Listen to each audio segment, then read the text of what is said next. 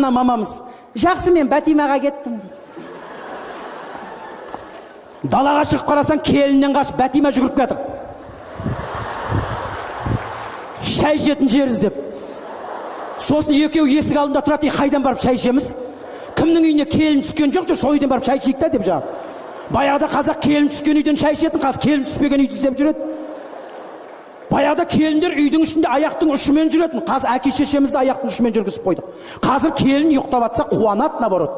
Ұйықтап жатыр, үндемеңдер. Жүріңдер, бәріміз шай ішіп алайық жүр. Тұрғыз анан, тұрғыз жүрді. Баяғыда бала ұйықтап жатыр дейтін, қазір келін ұйықтап жатыр дейтін заманға жеттік.